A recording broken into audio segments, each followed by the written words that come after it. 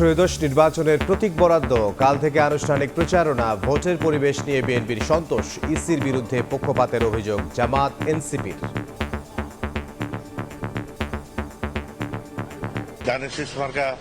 প্রতীক পেয়েছি বিএনপি থেকে। নতুন বাংলাদেশ গড়ার যে স্বপ্ন আমরা দেখেছিলাম সেটি বাস্তবায়নের পথে যাচ্ছে, এটি সফল নির্বাচনী প্রস্তুতির মধ্য দিয়ে। রাশিয়ার নির্বাচনের পরিবেশ খুবই ভালো, খুবই সৌহার্দ্যপূর্ণ সম্পর্ক। ইনসাফের একটি বাংলাদেশ গড়তে চাই এবং এই প্রতিশ্রুতি নিয়ে কাজ করতে চাই। আমরা এখনো অরিড আছি, নির্বাচনে আচরণবিধি প্রতিপালনে সকল প্রার্থীর প্রতি সমতা রক্ষা করা যাবে কিনা। স্বচ্ছতা এবং জবাবদিহিতার রাজনীতি, তার ভিত্তিতেই আমাদের ক্যাম্পেইন চলবে। সহনশীলতা ও আচরণবিধি মেনে প্রচারণা চালানোর অনুরোধ রিটার্নিং কর্মকর্তার। নির্ভয়ে নির্বিঘ্নে ভোট দিতে পারে, পছন্দের প্রার্থীকে ভোট দিতে পারে, এটা আমরা নিশ্চিত করতে বদ্ধপরিকর। দেখছিলেন প্রধান শিরোনাম, দুপুরের সময় সঙ্গে আছে আমি ইমদাদুল হক। এবার অন্যান্য শীর্ষ সংবাদ। 2 দশক পর আজ সিলেট যাচ্ছেন বিএনপি চেয়ারম্যান তারেক রহমান। গভীর রাতে মাজার জিয়ারত, কাল যোগ দেবেন নির্বাচনী জনসভায়। সফর সঙ্গী হবেন দলের ত্যাগী নেতাকর্মীরা। মব তৈরি করে জনমত প্রভাবিত করার দিন শেষ, ভয়হীন পরিবেশ চায় জামাত। ফ্যাসিবাদের মতো নির্বাচন ওলটপালটের চেষ্টা হলে না মানার হুঁশিয়ারি। বাংলাদেশে যথাসময়ে নির্বাচন দেখতে চায় জাতিসংঘ। শান্তিপূর্ণ পরিবেশে ভোটে অংশগ্রহণের সুযোগ তৈরির আহ্বান। সবার নিরাপত্তা নিশ্চিতের তাগিদ। ফাঁসির দণ্ডপ্রাপ্ত আসামি আবুল কালাম আজাদের ট্রাইব্যুনালে আত্মসমর্পণ। জয় পলকের বিরুদ্ধে বিচার শুরুর আদেশ। শেখ হাসিনার বিরুদ্ধে ব্যারিস্টার আরমানের সাক্ষ্য। এবং চরম নৈরাজ্যের পর অবশেষে এলপিজি আমদানিতে গতি। 2 মাসে আসছে 3.5 লাখ মেট্রিক টন। রমজানের আগেই সংকট কেটে যাওয়ার আশা জ্বালানি উপদেষ্টার।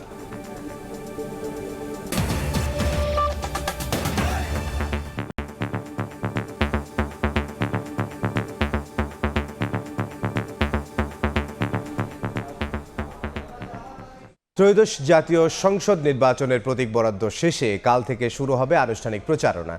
সকালে প্রতীক নেয়ার পর ভোটের পরিবেশ নিয়ে সন্তোষ প্রকাশ করেন বিএনপি প্রার্থীরা। তবে ইসির বিরুদ্ধে পক্ষপাতের অভিযোগ তুলেছেন জামাত এনসিপি নেতারা। এদিকে প্রচারণায় প্রার্থীরা আচরণ বিধি মেনে চলবেন বলে আশা প্রকাশ করেন রিটার্নিং কর্মকর্তা। উৎসব মুখর পরিবেশে চলছে ত্রয়োদশ জাতীয় সংসদ নির্বাচনের প্রতীক বরাদ্দ। ঢাকার 20টি আসনের প্রতীক বরাদ্দ দেওয়া হচ্ছে 3 ভাগে। রাজধানীর সেগুনবাগিচায় বিভাগীয় কমিশনারের কার্যালয় থেকে 15টি আসনে 138 জন প্রার্থীকে তাদের প্রতীক দেওয়া হচ্ছে। অনেকেই নেতাকর্মীদের সঙ্গে নিয়ে নির্বাচনের প্রতীক সংগ্রহ করছেন, আবার অনেকেই প্রতিনিধিদের মাধ্যমে প্রতীক সংগ্রহ করছেন। ঢাকা 6 ও 8 আসনে ইশরাক হোসেন ও মির্জা আব্বাস, ঢাকা 13 আসনে বিএনপি প্রার্থী ববি হাজ্জাজ এবং 15 আসনে জামাতের আমির ডাক্তার শফিকুর রহমানের পক্ষে প্রতীক নেন দলের প্রতিনিধিরা। বিএনপি প্রার্থীরা বলছেন নির্বাচনী পরিবেশ নিয়ে তাদের কোনো অভিযোগ নেই। কাল থেকে পুরোদমে প্রচারণায় নামবেন তারা। ঢাকা 15 আসনের মানুষ যাতে শান্তি এবং শৃঙ্খলার সহিত নির্ভয়ে যাতে তাদের ভোট প্রয়োগ করতে পারে, সেই ব্যাপারে আমি নির্বাচন কমিশনকে অনুরোধ জানাবো। আমরা ধানের শীষ প্রতীক নিয়ে যাচ্ছি, আলহামদুলিল্লাহ। Thank you to the election commission. তবে জামায়াত ও এনসিপির প্রার্থীদের উচ্ছ্বাসের পাশাপাশি নির্বাচনী পরিবেশ নিয়ে রয়েছে অসন্তোষ। আমরা ঢাকা 15 আসনে আমাদের সম্মানিত আমিরে জামাত ডাক্তার শফিকুর রহমানের পক্ষে দাঁড়িপাল্লা প্রতীক নির্বাচন কমিশন বরাদ্দ দিয়েছেন, রিটার্নিং অফিসার আজকে দিয়েছেন, আমরা সেটা আজকে গ্রহণ করলাম। এদিকে স্বতন্ত্র প্রার্থী হিসেবে ফুটবল প্রতীক বরাদ্দ পেয়েছেন ঢাকা 9 আসনে তাসনিম জারা। স্বতন্ত্র প্রার্থী বলছেন সুষ্ঠু ভোটে জনগণ রায় দিলে তাদের প্রতিশ্রুতি পূরণে কাজ করবেন তারা। রিটার্নিং কর্মকর্তা জানিয়েছেন প্রার্থীরা সবাই সহযোগিতা করছে, তবে লিখিত অভিযোগ করেননি কেউ। প্রত্যেকেই আচরণবিধি মেনে চলবেন বলেও আশা করেন তিনি। প্রার্থীরা যদি সহনশীল হয় এটি কিন্তু বজায় রাখা সম্ভব। এবং এবার আচরণবিধিতে প্রথম প্রার্থীকে জরিমানা করা যাবে, প্রার্থীকে শাস্তি দেওয়া যাবে, জেল জরিমানা করা যাবে, একই সাথে ওই রাজনৈতিক দলকেও জরিমানা করা যাবে। সারা দেশে 1967 জন প্রার্থীকে প্রতীক বরাদ্দ দিচ্ছে কমিশন। 22 জানুয়ারি থেকে আনুষ্ঠানিক নির্বাচনী প্রচারণা শুরু হবে। শফিকুজ্জামান রুবেল, সময় সংবাদ, ঢাকা। এদিকে ঢাকার বাইরে উৎসব মুখর পরিবেশে চলছে প্রতীক বরাদ্দ। পছন্দের প্রতীক পেয়ে প্রার্থী ও সমর্থকরা আনন্দ মিছিল করেন। লেভেল প্লেয়িং ফিল্ড নেই বলে অভিযোগ করেছেন জামায়াতের সেক্রেটারি জেনারেল মিয়া গোলাম পরোয়ার। তবে নির্বাচনী পরিবেশে সন্তোষ প্রকাশ করেছেন বিএনপি প্রার্থী মিজানুর রহমান মিনু। উৎসবমুখর পরিবেশে প্রতীক বরাদ্দ, সারা দেশে প্রতীক বরাদ্দের মধ্য দিয়ে জোরালো হলো নির্বাচনের আমেজ। প্রতিটি নির্বাচনী এলাকায় রিটার্নিং কর্মকর্তারা চূড়ান্ত প্রার্থীদের হাতে পছন্দের প্রতীক তুলে দেন। পছন্দের প্রতীক পেয়ে প্রার্থী ও তার সমর্থকরা আনন্দ উচ্ছ্বাস প্রকাশ করেন। কেউ কেউ প্রতীকের পক্ষে আনন্দ মিছিল করেন। বুধবার সকালে বগুড়া ৬ আসনে বিএনপি চেয়ারম্যান তারেক রহমানের পক্ষে ধানের শীষ প্রতীক বরাদ্দ নেন জেলা বিএনপির সভাপতি রেজাউল করিম বাদশাহ। বগুড়া ২ আসনে নাগরিক ঐক্যর সভাপতি মাহমুদুর রহমান মান্নার পক্ষে কেটলি প্রতীক সংগ্রহ করেন তার প্রতিনিধি দল।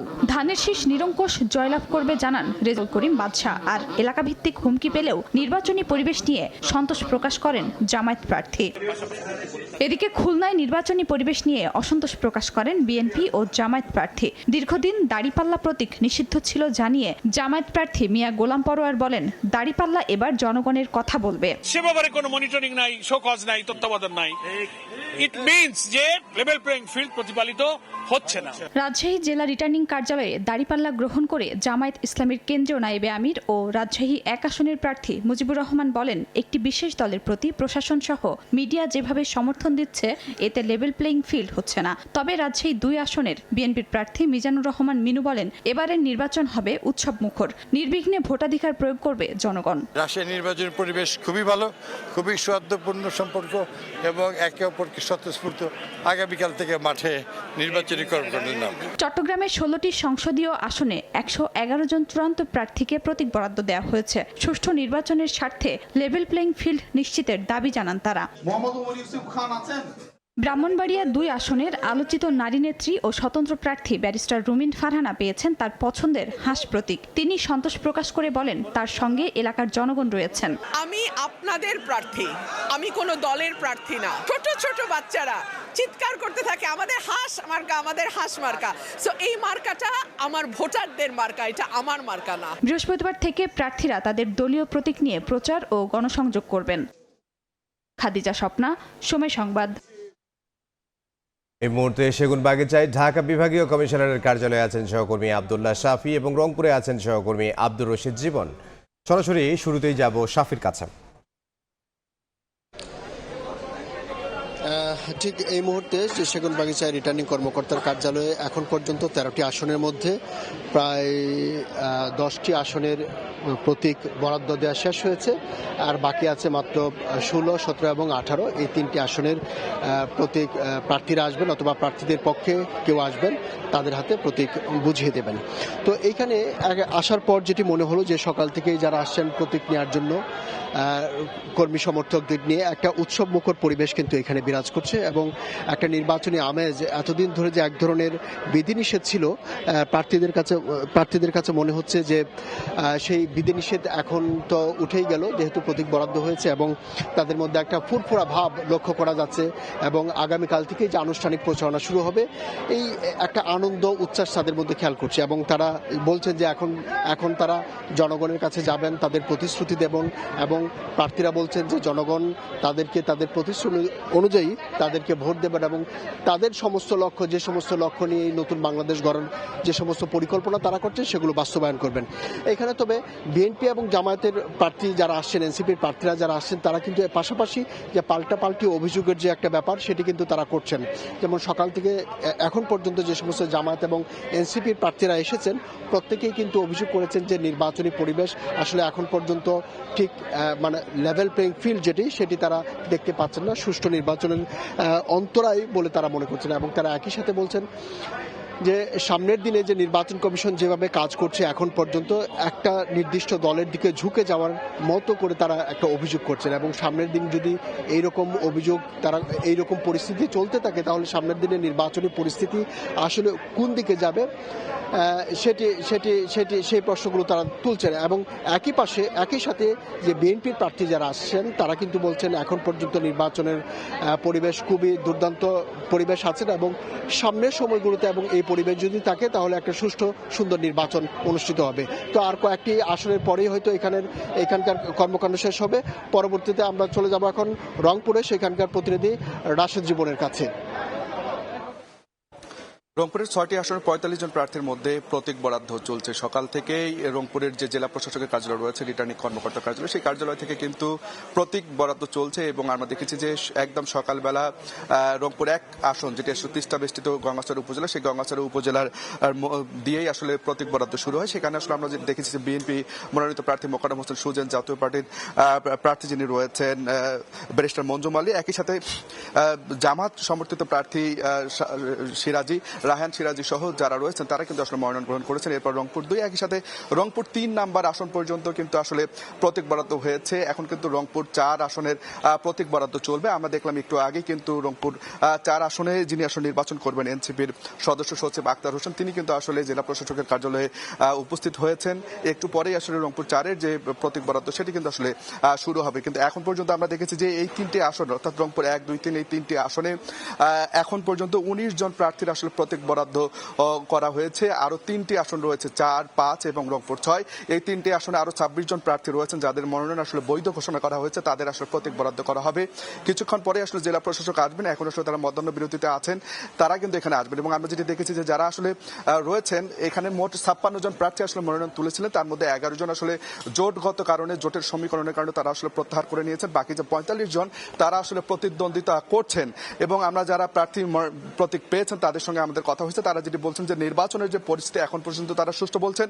যদিও জাতীয় পার্টির যারা রয়েছেন তারা বলছেন যে নির্বাচনের যে যে অধিকার, অর্থাৎ লেভেল প্লেইং ফিল্ড, সেটি তারা বলছেন যে প্রত্যেকটা প্রার্থী সকলের জন্য আসলে লেভেল প্লেইং ফিল্ড আসলে নিশ্চিত করতে হবে সমানভাবে। একই সাথে নির্বাচনের যে পরিস্থিতি, শৃঙ্খলার যে ব্যাপার, আইন শৃঙ্খলা, সেগুলো আসলে তারা আরো জোরদার করার দাবি জানিয়েছেন। এবং এই রংপুর আসনের কথা যদি বলি, রংপুর 3 আসনে বিএনপি মনোনীত প্রার্থী শামসুজ্জামান শামু, তিনি একটু আগে আসলে মনোনয়নপত্র নিয়ে গেছেন। এছাড়া এখানে আরো 2 থেকে 3 জন আসলে স্বতন্ত্র প্রার্থী রয়েছেন। তো সব মিলে যদি বলি যে সকাল থেকে কিন্তু আসলে উৎসব মুখর পরিবেশে রংপুরের জেলা প্রশাসকের কার্যালয়ে মনোনয়ন প্রতীক বরাদ্দ চলছে। এবং প্রার্থী যারা রয়েছেন তারা সকলেই কিন্তু বলছেন যে এবারের যে নির্বাচন, আগামীকালকে থেকে তারা আসলে জোরে শোরে প্রচারণায় নামবেন। সব মিলিয়ে বলা চলে যে একেবারে উৎসব মুখর পরিবেশে এই প্রতীক বরাদ্দ চলছে। বেলা 4টা পর্যন্ত চলবে এই প্রতীক বরাদ্দ। এই ছিল রংপুর থেকে সবশেষ। প্রতীক বরাদ্দের খবর আমাদেরকে জানাচ্ছিলেন রংপুর থেকে সহকর্মী আব্দুর রশিদ জীবন এবং ঢাকার সেগুনবাগিচা থেকে যোগ দিয়েছিলেন সহকর্মী আব্দুল্লাহ শাফি।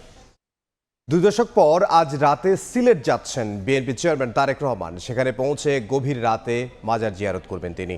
পরে সকালে যোগ দেবেন আলিয়া মাদ্রাসা মাঠের নির্বাচনী জনসভায়। দলীয় প্রধানের আগমনে উচ্ছ্বসিত নেতাকর্মীরাও। বাড়ানো হয়েছে নিরাপত্তা। মুসলিম জননেতা বিএনপির চেয়ারম্যান জনাব তারেক রহমান।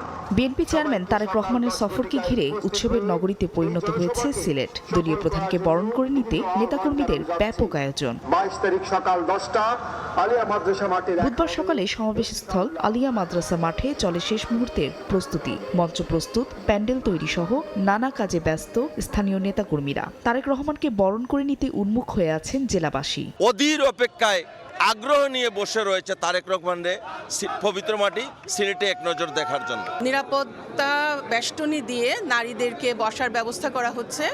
ইনশাআল্লাহ সেদিন প্রচুর নারী সমাগম হবে। আমরা প্রত্যাশা করছি স্মরণকালের সর্ববৃহৎ জনসমাবেশ সিলেটে হবে।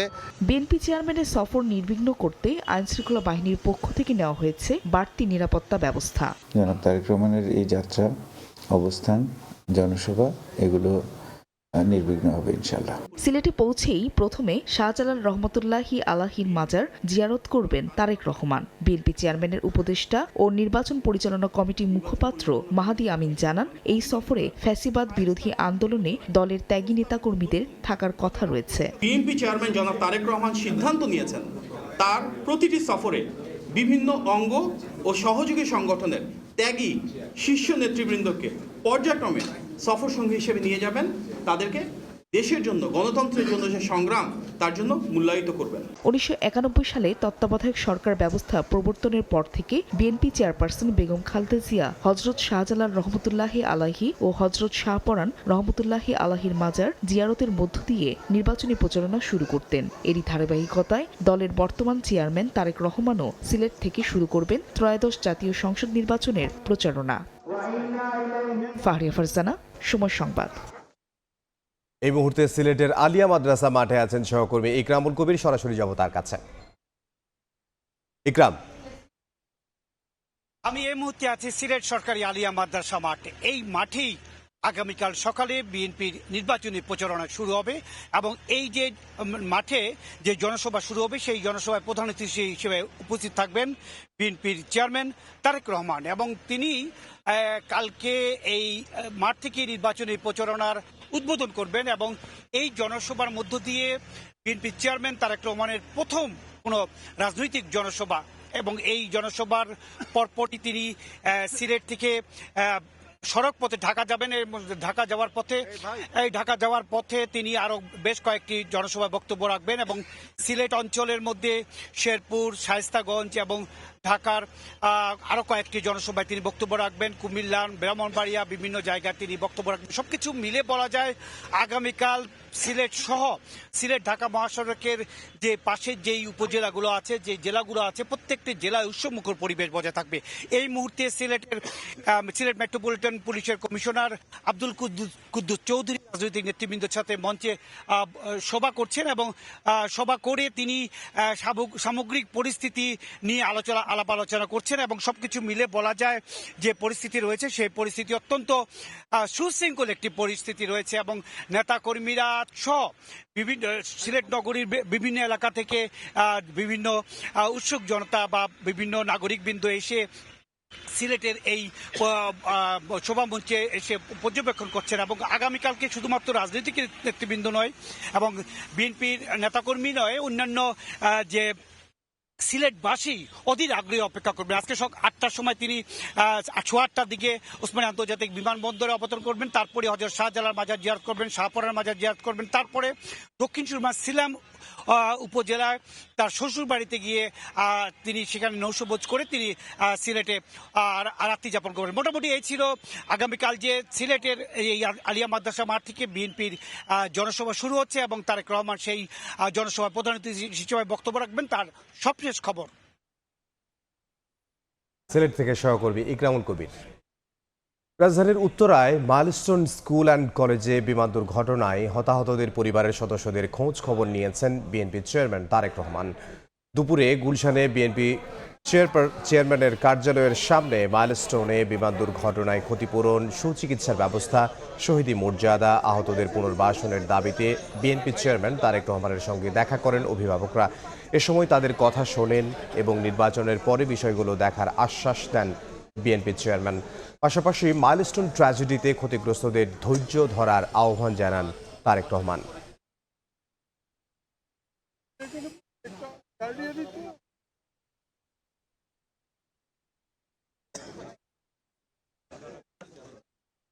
চার পাঁচটা মূল দাবি ছিল, যেটার ভিতরে এক নাম্বার ছিল শহীদ বাচ্চাদের, যেসব বাচ্চারা মারা গিয়েছেন তাদেরকে শহীদি মর্যাদা গেজেট আকারে প্রকাশ করা, আহত বাচ্চাদের আজীবন পুনর্বাসন এবং একটা হেলথ কার্ড করে দেওয়া, যেটা সিএমএস থেকে আমাদের চাওয়া। আমাদের অনেক বাচ্চা রিপিটেড হসপিটালে ভর্তি হচ্ছে, হঠাৎ মানে স্কিন ড্যামেজ হয়ে যাচ্ছে, আবার হসপিটালে ভর্তি করতে হচ্ছে, ওই ক্ষেত্রে আমাদেরকে অনেক হয়রানি পোহাতে হচ্ছে। জনাব তারেক রহমান ওনার সাথে দেখা করা এবং আমাদের কষ্টগুলি ওনার কাছে শেয়ার করা, কারণ আমরা যেখানে গেছি আসলে আমাদের সেইভাবে আমরা মূল্যায়িত হইনি, আমাদের কষ্টের কথা কেউ শুনেনি ভালোভাবে। মব তৈরি করে জনমত প্রভাবিত করার দিন শেষ হয়ে গেছে বলে মন্তব্য করেছেন জামায়াত আমির ডক্টর শফিকুর রহমান। জানান ভয়হীন পরিবেশ চায় তার দল। ফ্যাসিবাদের মতো নির্বাচন ওলটপালটের চেষ্টা হলে তরুণ সমাজ তা মানবে না বলে হুঁশিয়ারি দেন তিনি। রাজধানীর কল্যাণপুরে ইবনে সিনা হাসপাতালে মিরপুরের হামলায় আহত নেতাকর্মীদের দেখতে গিয়ে কথা বলেন তিনি।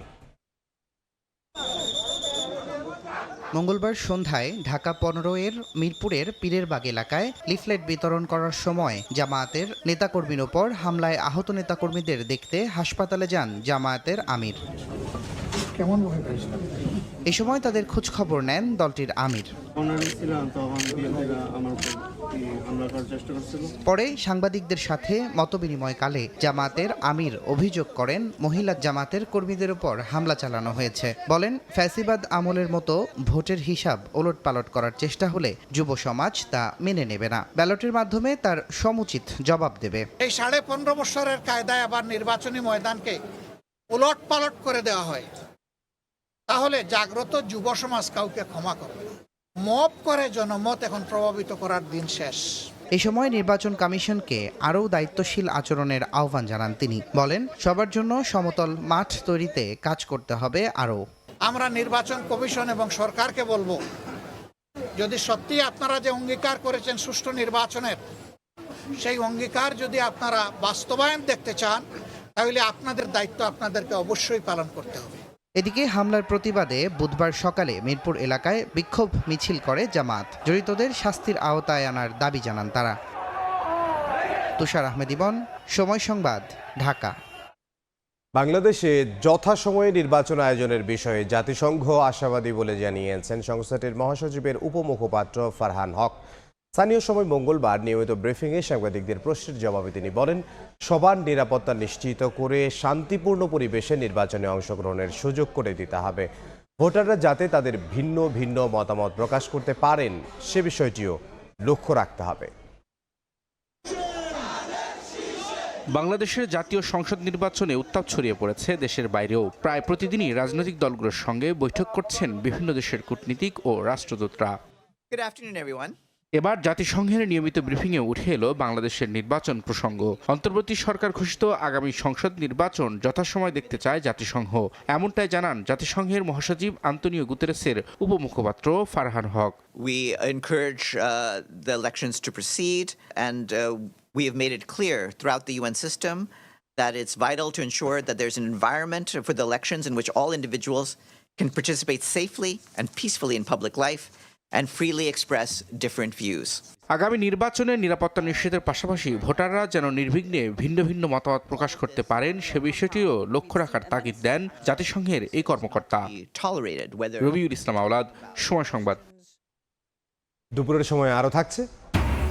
চট্টগ্রাম বন্দরে গাড়ি ছাড়ে রেকর্ড, 6 মাসে ছাড়ে 6,000-এর বেশি যানবাহন খালাস, 1200 কোটি টাকার রাজস্ব আদায়। নির্বাচনের আগে চাহিদা বাড়ায় কারণ বলছেন ব্যবসায়ীরা। ফ্যামিলি ও কৃষক কার্ড, দুর্নীতিমুক্ত স্বাস্থ্যসেবা, কর্মমুখী শিক্ষা সহ 8 প্যাকেজে ইশতেহার সাজাচ্ছে বিএনপি। প্রতিটি মানুষের সমান সুযোগ নিশ্চিতে অর্থনৈতিক মডেল পরিবর্তনের পরিকল্পনা দলটির।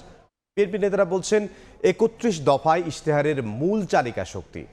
ফ্যাসিস্টকে বিদায়ের মাধ্যমে যে জন আকাঙ্ক্ষা জন্মেছে তা ধারণ করেই চূড়ান্ত হচ্ছে বিএনপির দেশ গড়ার ইশতেহার, যার স্লোগান সবার আগে বাংলাদেশ। হাসান ওয়ালির প্রতিবেদন। নতুন যুগ সন্ধিক্ষণে বিএনপি দলীয় প্রধান থেকে জাতীয় ঐক্যের প্রতীক হয়ে ওঠা আপসহীন নেত্রী বেগম খালেদা জিয়ার মৃত্যুর শোককে শক্তিতে পরিণত করেই শুরু হয়েছে দলটির নির্বাচনী পথচলা। তবে এ যাত্রায় দলটির নেতাকর্মীদের মাঝে স্বস্তি, দেশের মাটিতে বিএনপির হাল ধরেছেন তারেক রহমান। দীর্ঘ নির্বাসিত জীবনে দেশ জাতির জন্য আঁকা নানান ভাবনা নিয়ে আলোচনা করছেন নানা শ্রেণী পেশার মানুষদের সঙ্গে।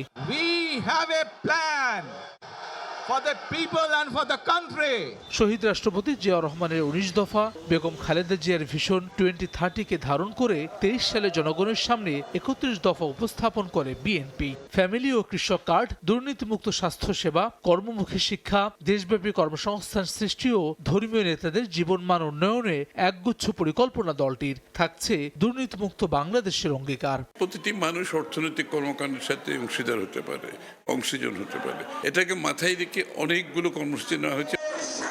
বিএনপি বলছে 31 দফায় ইশতেহারের মূল চালিকা শক্তি। দীর্ঘমেয়াদে সুফল নিশ্চিতে বাজেটের সঠিক ব্যবহারের মধ্য দিয়েই ফ্যামিলি কার্ডের মতো অন্যান্য সেবা নিশ্চিত করবে বিএনপি। 31 দফাতে যা যা দেওয়া আছে সেটাই হবে আমার ইশতেহারের মূল চালিকা শক্তি।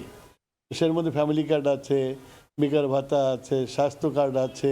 কোথা থেকে টাকাটা আনবো সেটাও বাজেটের মধ্যেই আছে। সেই টাকাগুলোকে প্রপারলি ইউজ হয় নাই, আমরা এগুলো দিয়ে প্রপারলি ইউজ করব। ফ্যাসিস্টকে বিদায় করে মানুষের মনোজগতে যে আকাঙ্ক্ষা জেগেছে তা ধারণ করে ইশতেহার প্রণয়ন করার কথা বলছেন দলটির এই শীর্ষ নেতা। স্বৈরাচারকে বিদায় করে মনোজগতে যে পরিবর্তন, যে আকাঙ্ক্ষা জেগেছে সেটাকে ধারণ করে আমরা এটা পূরণ করার জন্য আমাদের কর্মসূচি নিয়েছি। 22 জানুয়ারি শুরু হবে নির্বাচনী প্রচারণা। এরই মধ্যে উন্মুক্ত করা হবে বিএনপির ইশতেহার, জানিয়ে জনগণের দোরগোড়ায় যাবে ধানের শীষের প্রার্থী এবং নেতাকর্মীরা। হাসান ওয়ালি, সময় সংবাদ, ঢাকা। দুর্নীতিমুক্ত রাষ্ট্র ব্যবস্থা তৈরির লক্ষ্যে নির্বাচনী ইশতেহার সাজাচ্ছে বাংলাদেশ জামায়াতে ইসলামী। ৭১ ও জুলাইয়ের জন আকাঙ্ক্ষা বাস্তবায়নে থাকবে আলাদা গুরুত্ব। তরুণদের কর্মসংস্থান, নারীর অধিকার ও স্বাস্থ্য খাত নিয়ে বিশেষ উদ্যোগ থাকছে জোট সঙ্গী এনসিপির ইশতেহারে। ফাঁকা প্রতিশ্রুতি নয়, বাস্তবায়নযোগ্য ইশতেহার দেবে এনসিপি, জানালেন দলের কেন্দ্রীয় কমিটির যুগ্ম আহ্বায়ক ও নির্বাচনী পরিচালনা কমিটির সেক্রেটারি মনিরা শারমিন। নির্বাচন যত এগোচ্ছে ভোটারদের আকৃষ্ট করতে ততই ব্যস্ত সময় পার করছে রাজনৈতিক দলগুলো। ভোটারদের প্রত্যাশা পূরণের রূপরেখা ইশতেহার নিয়ে সব রাজনৈতিক দলই কাজ করে যাচ্ছে।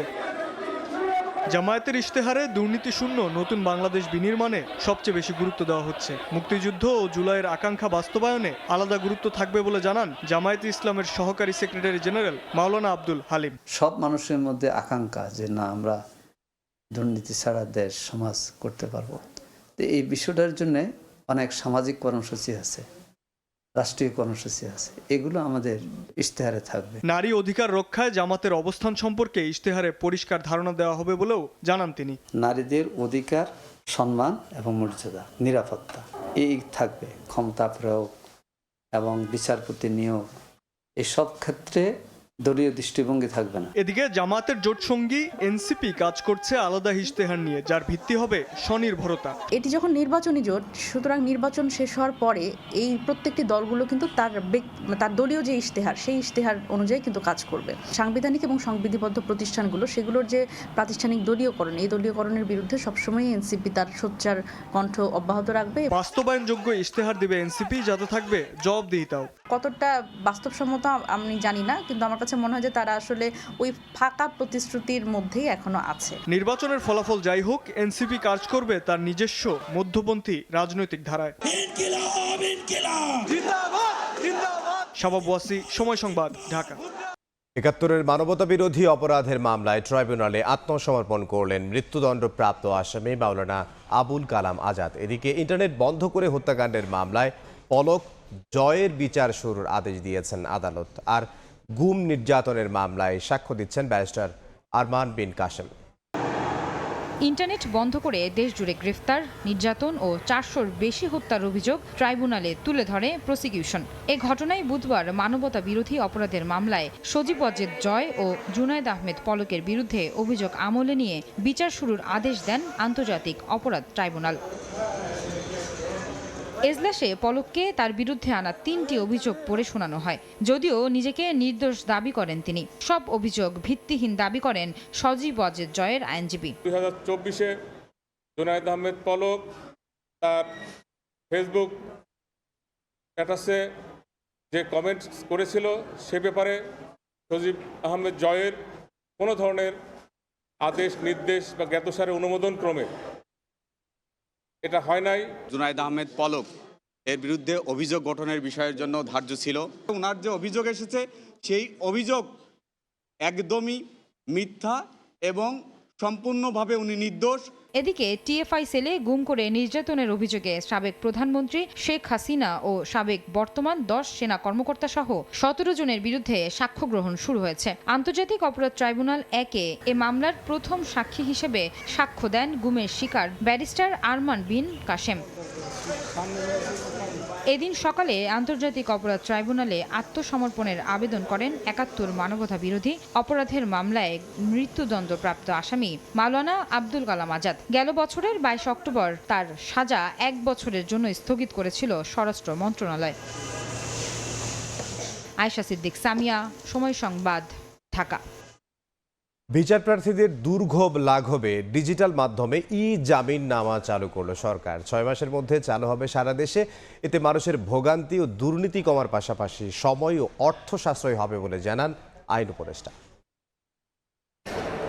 অন্তত 10 থেকে 12টি ধাপ পার হয়েই জামিনের সুযোগ পান আসামিরা। এতে মানুষের দীর্ঘদিনের ভোগান্তির পাশাপাশি খরচও বেড়ে যেত। এমনকি জামিন পাওয়ার পরও জেলে থাকতে হতো শুধুমাত্র প্রক্রিয়া শেষ করার জন্য। বিচার ব্যবস্থার আধুনিকায়ন ও বিচার প্রার্থীদের দুর্ভোগ লাঘবে এবার প্রচলিত বেল বন্ড দাখিল পদ্ধতির পরিবর্তে ডিজিটাল মাধ্যমে বেল বন্ড বা জামিননামার উদ্যোগ নিয়েছে সরকার। বুধবার সকালে ভার্চুয়াল মাধ্যমে দেশের ৮ জেলায় নতুন এ পদ্ধতির উদ্বোধন শেষে আইন উপদেষ্টা বলেন, ই জামিন নামার ফলে ভোগান্তি কমে আসবে। একজন জামিন পেয়ে গেছে, তারপর উনি কেন জেলে আছে? এটা তো অপরাধমূলক ভাবে একটা কনফাইনমেন্ট হয়ে যেত। সেটার থেকে মুক্ত পাওয়ার চিন্তা থেকে আমরা নারায়ণগঞ্জে চালু করেছিলাম। এটা অত্যন্ত সফল হয়েছে, জনপ্রিয় হয়েছে। আজকে আরো 8টা জেলাতে রেপ্লিকেট করছি। আপনাদেরকে বলেছি আমি 8টা জেলার কথা। এটাতে কাজের এফিসিয়েন্সিও বাড়বে এবং স্বচ্ছতা বাড়বে, জবাবদিহিতা বাড়বে। পরবর্তী নির্বাচিত সরকার এসব সিদ্ধান্ত বহাল রাখবে কিনা এমন প্রশ্নে উপদেষ্টা বলেন, রাজনৈতিকভাবে সমস্যা সৃষ্টিকারী সিদ্ধান্ত ছাড়া কোনো কার্যক্রমেই বন্ধ করবে না তারা। পরবর্তী সরকার রাজনৈতিকভাবে সমস্যায় পড়ে এই ধরনের জিনিস ছাড়া বাকি সবই রাখার চেষ্টা করে। এটা তো এসেনশিয়াল কাজ। এই সমস্ত কাজ পরবর্তী সরকার, কোন সরকার যে দলই ক্ষমতায় আসুক, বাধা দিবে বলে আমরা মনে করি না। জমি জমা সংক্রান্ত ভোগান্তি কমাতেও ডিজিটাল রেজিস্ট্রেশন চালুর প্রকল্প নেয়ার কথাও জানান আইন উপদেষ্টা। কাজ পরবর্তী সরকার, কোন সরকার। প্রসূন আশিস, সময় সংবাদ, ঢাকা। দুপুরের সময় আরো থাকছে বিশ্বকাপ ইস্যুতে বাংলাদেশের পক্ষ নিয়ে আইসিসিকে পিসিবির চিঠি। আজ আবারও বৈঠকে বসছে ক্রিকেট নিয়ন্ত্রক সংস্থা। আসতে পারে চূড়ান্ত সিদ্ধান্ত।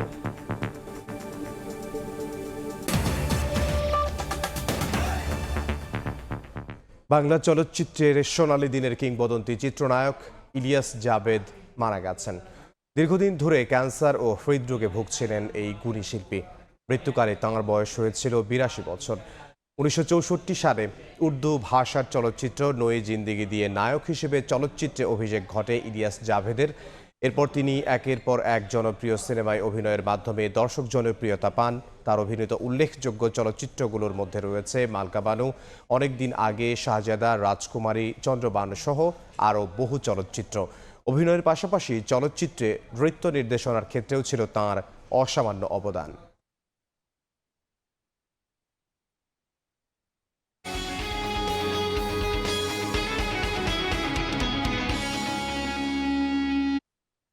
বাজারে চরম নৈরাজ্যের পর অবশেষে বাড়ছে এলপিজি আমদানি। চলতি মাসে 12টি প্রতিষ্ঠান 1,67,000 ও আগামী মাসে 1,84,000 মেট্রিক টন এলপি গ্যাস আমদানির লক্ষ্য ঠিক করেছে।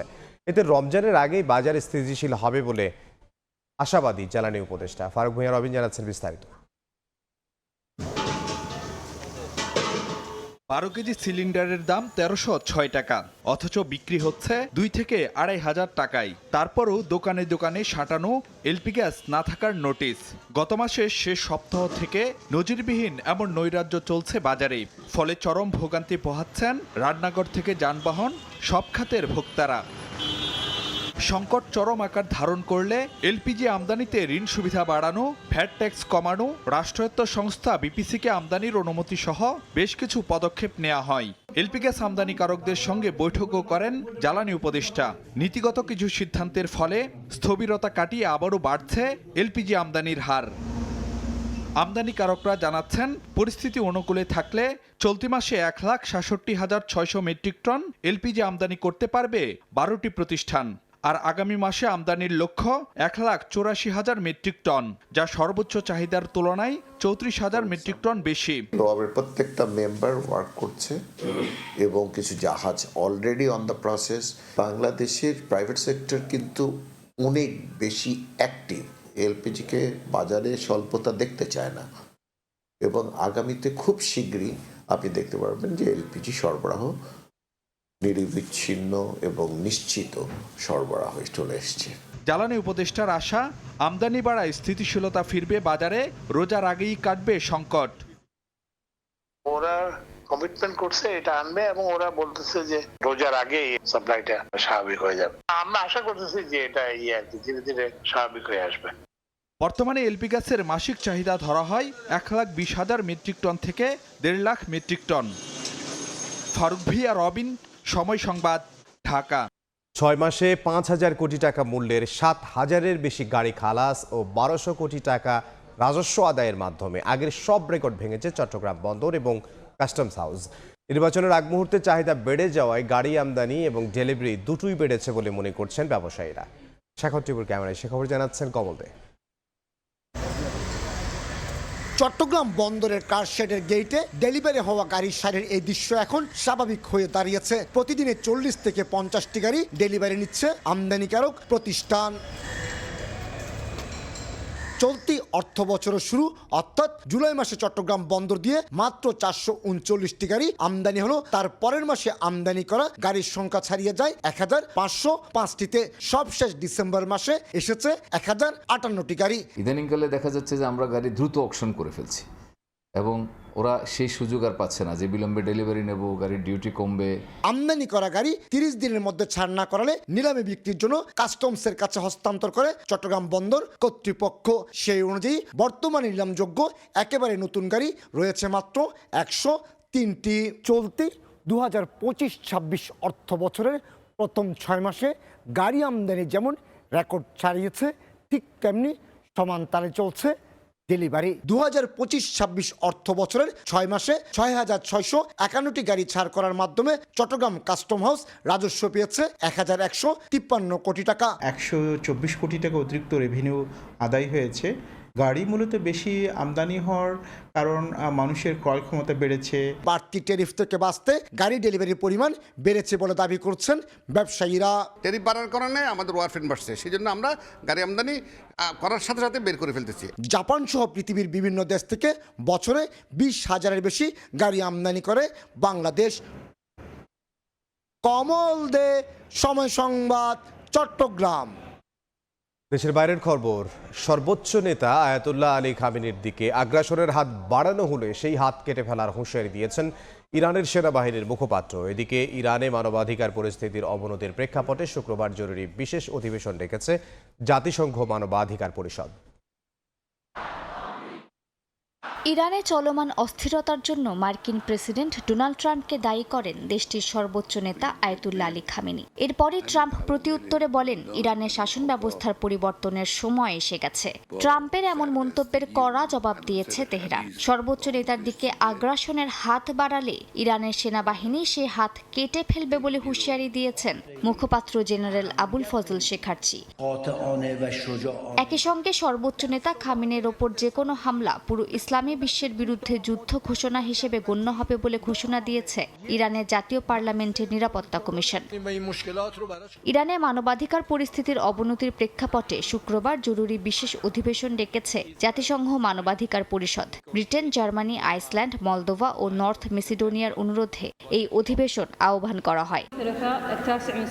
এদিকে যুক্তরাষ্ট্রের হুমকি সত্ত্বেও ইরানের সঙ্গে বাণিজ্য চালিয়ে যাওয়ার ঘোষণা দিয়েছে রাশিয়া। রুশ পররাষ্ট্রমন্ত্রী সার্গেই ল্যাভরভ জানিয়েছেন, তেহরানের সঙ্গে বাণিজ্য বন্ধ করে দেওয়ার কোনো কারণ দেখছে না মস্কো।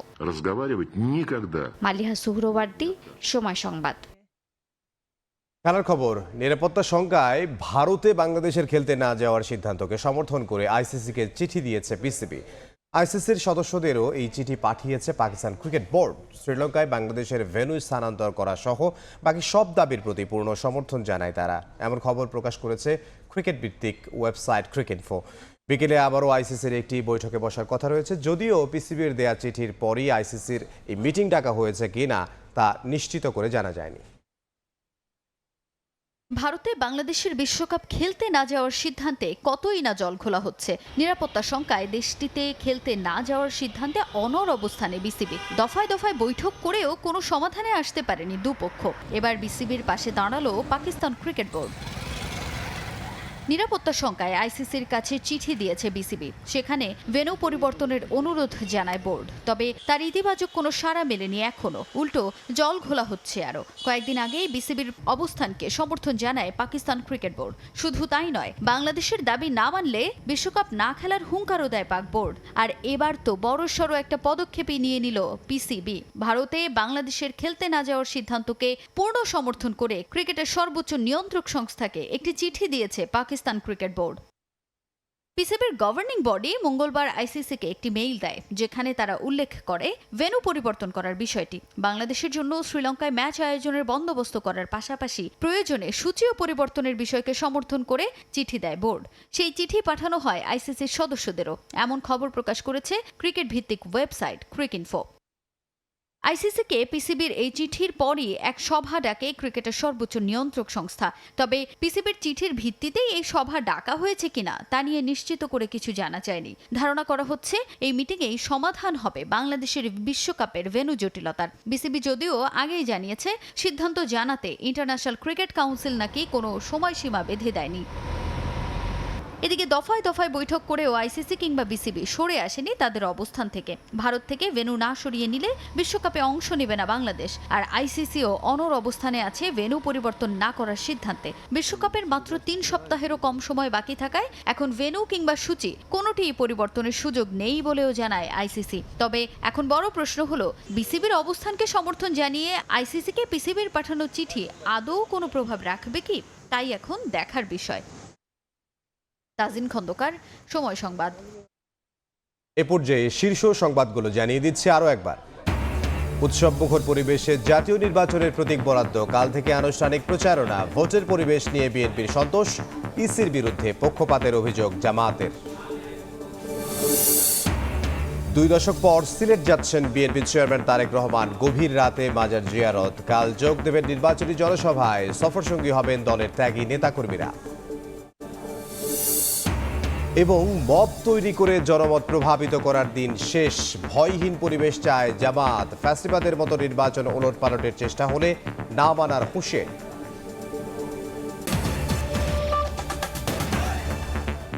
এই ছিল দুপুরের সময়ে। এরপর বিকেল 3টার সময় সংবাদ নিয়ে সঙ্গে থাকবেন সহকর্মী জিন্নাত আরা যশোয়া। ইমদাদ, আপনাকে ধন্যবাদ। বিকেল 3টার সময় সংবাদ নিয়ে আসছি কিছুক্ষণ পর, সঙ্গেই থাকুন সময়ের।